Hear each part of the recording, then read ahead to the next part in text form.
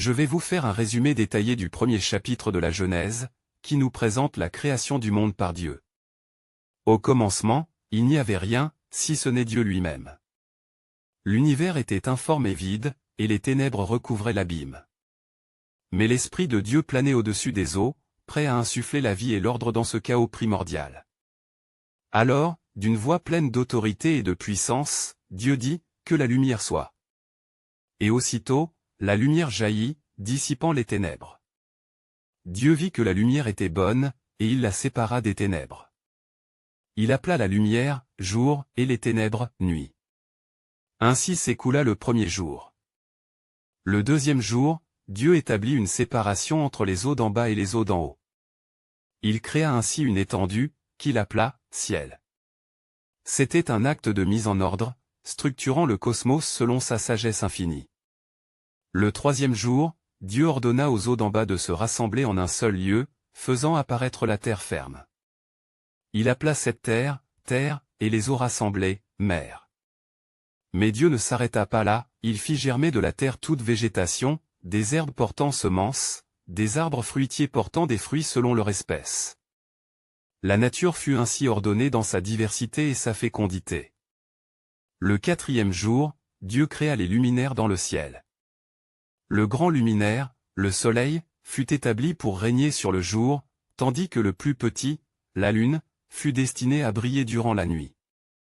Il créa aussi les étoiles, parsemant l'univers de ces innombrables astres. Ces luminaires avaient une fonction précise, marquer le temps, distinguer les jours, les saisons et les années. Le cinquième jour, Dieu fit apparaître la vie dans les eaux et dans le ciel.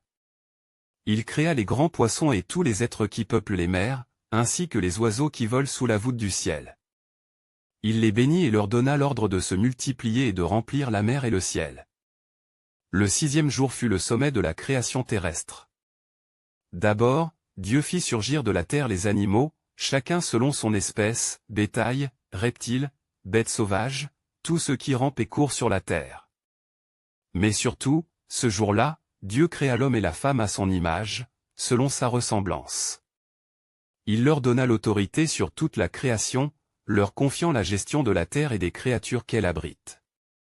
Il leur donna pour nourriture les fruits des arbres et les graines des plantes, tandis qu'aux animaux, il donna l'herbe.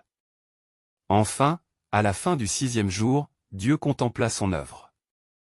Tout ce qu'il avait fait était très bon. Chaque chose était à sa place, en parfaite harmonie. Ainsi s'achevèrent les 6 jours de la création.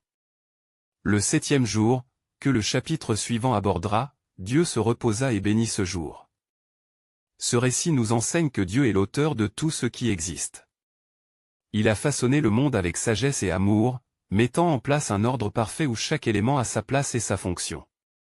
Il a préparé la terre non seulement pour être habitée, mais aussi pour être le théâtre de son alliance avec l'humanité.